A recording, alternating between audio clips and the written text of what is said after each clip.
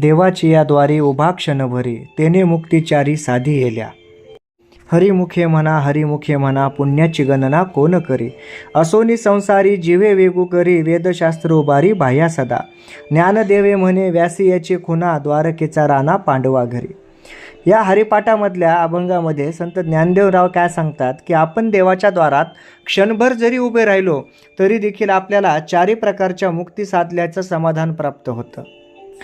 हरिमुखे म्हणा पुण्याची गणना कोण करी, म्हणजे आपण आपल्या मुखातून सतत हरीचा नाम जप करत राहावा. यामुळे काय होतं की पुण्यसंचय वाढत जाईल आणि त्याची गणना करून देखील काय उपयोग आहे, किती साठतून काय होतो.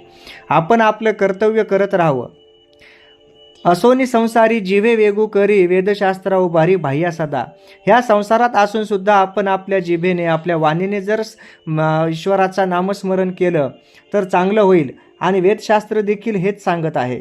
ज्ञानदेव म्हणतात की व्यासेच्या खुणा म्हणजे व्यासमुनींनी आठवणीनं आणि अनुभवानं सांगितलं आहे की द्वारकेचा राणा म्हणजे श्रीकृष्णसुद्धा पांडवाच्या घरी जाऊन कामं करू लागला. याचा हा झाला प्रचलित अर्थ. परंतु या अर्थाच्या पलीकडे देखील काहीतरी अर्थ हे लपलेले असतात. हे सूक्ष्म अर्थ शोधणं हे आपलं काम असायला हवं. संत ज्ञानेश्वर रायांची भाषेवरची पगड पाहता आणि ती पकड पाहता खूप मोठे असे गर्भित अर्थ दडलेले असतात.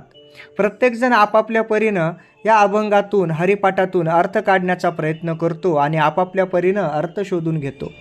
परंतु एक उमजलेला अर्थ मला तो म्हणजे असा की आपण देवाच्या द्वारात क्षणभर जरी उभा राहिलो तरी देखील आपल्याला मुक्ती कशी मिळेल. तर थोडा विचार केल्यावर असं कळतं की हे क्षणभर म्हणजे कसं, तर ह्या क्षणभराला मन भरल्याशिवाय होणार नाही.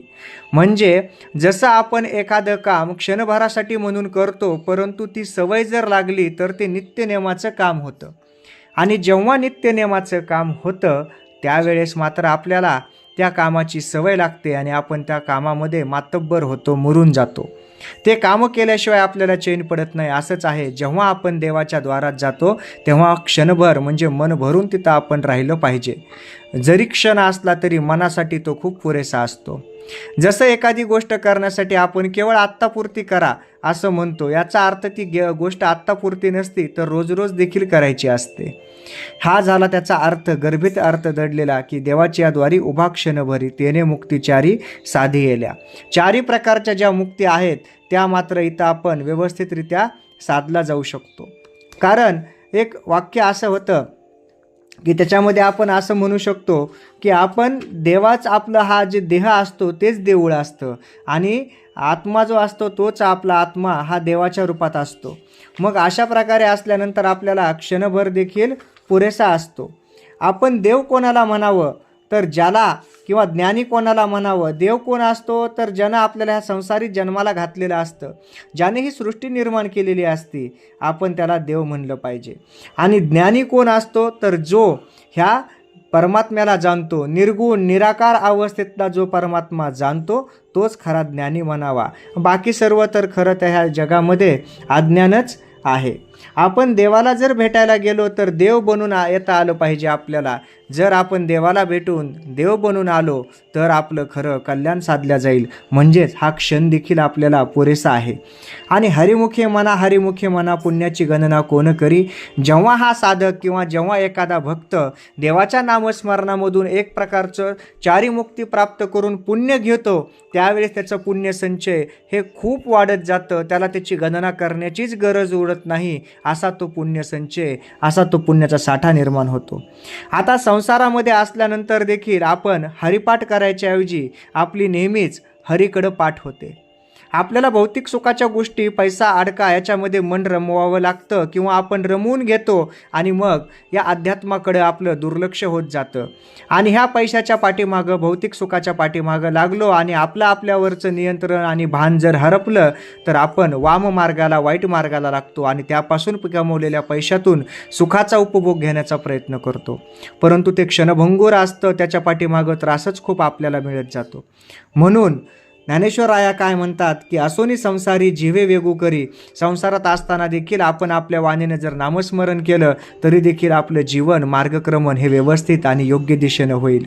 आणि हीच गोष्ट वेदशास्त्र उभारी बाह्या सदा, म्हणजे वेदशास्त्र देखील याच गोष्टीला प्रमाण मानतात की तुम्ही नामस्मरण संसारात करा. याचा अर्थ असा नाही की प्रपंच किंवा संसार करत असताना आपण सर्वच कामं सोडून देऊन केवळ देवाचं नाव घेत बसावं. परंतु जसा वेळ मिळेल, जसं कार्य सिद्ध होईल, जसं आपण कार्याला आरंभ करू किंवा जेव्हा आपल्याला वेळ मिळेल तेव्हा आपल्याला देवाचा विसर, ह्या ईश्वराचा विसर न होता नामस्मरण करून पुण्यसंचय आपण प्राप्त करू शकतो. याबद्दल ज्ञानदेवराय आपल्याला एक उदाहरण देतात, ते म्हणजे श्रीकृष्णाचं. द्वारकेचा राणा पांडवा घरी. श्रीकृष्ण हा पांडवाच्या घरी जाऊन सर्व कामं करू लागतो. का तर पांडव हे त्याची भक्ती करत असत, त्या भक्तीचं नेहमी त्यांचं नामस्मरण करत असेल. म्हणून जिथं नामस्मरण तिथं देवाचं आगमन, देवाचा वास असतो, देवाचा देव राहत असतो तिथं. म्हणून ज्ञानदेव म्हणतात की व्यासीयेच्या खुणा, म्हणजे व्यास मुनींनी हे अनुभवाने आणि त्यांच्या आठवणीनं ह्या गोष्टी सांगितलेल्या आहेत. अशी एक गोष्ट आहे की एकदा व्यासमुनी सर्व गोष्टी करून देखील 18 पुराणं रचून देखील थोडेसे किंचित अवस्थेत आणि मनानं खिन्न झालेल्या अवस्थेमध्ये बसलेले होते. तेव्हा त्यांची ती अवस्था पाहून नारायण नारायण म्हणत तिथं नारद मुनी आले. आणि नारद मुनीने त्यांची अवस्था पाहून त्यांना विचारलं की असे तुम्ही का उदास बसलेला आहात. तेव्हा ते म्हणले की मला इथं बसून एवढं पुराण रचून देखील मी थोडासा खिन्न अवस्थेत आहे, किंवा मला मनाची एक वेगळीच भ्रांती पडलेली आहे. तेव्हा ज्ञानदेव म्हणतात की तुम्ही तेव्हा त्यांना नारद मुनी म्हणतात की तुम्ही भागवत ग्रंथाची निर्मिती करा, त्यावेळेस तुम्हाला सुखसमाधान प्राप्त होईल. म्हणजे नामाचा महिमा खूप मोठा असतो. जेव्हा आपण हा नामाचा महिमा जाणतो तेव्हाच आपल्याला कळतं की नाम हे किती मोठं आहे. म्हणून नामस्मरण करत राहणं आणि हरीकडं पाठ न करता हरिपाठ म्हणत राहणं हाच ह्या जीवनातला, कलियुगातल्या आयुष्यातला सर्वात महत्त्वाचा धागा आहे. जेणेकरून याच्यामध्ये आपल्याला इतर वेळेला होणारा त्रास किंवा मनाला आलेली मळप देखील निघून जाईल. डिप्रेशनसारखी मनानं खचलेली अवस्था देखील दूर होऊन जाईल. जय जय रामकृष्ण हरी.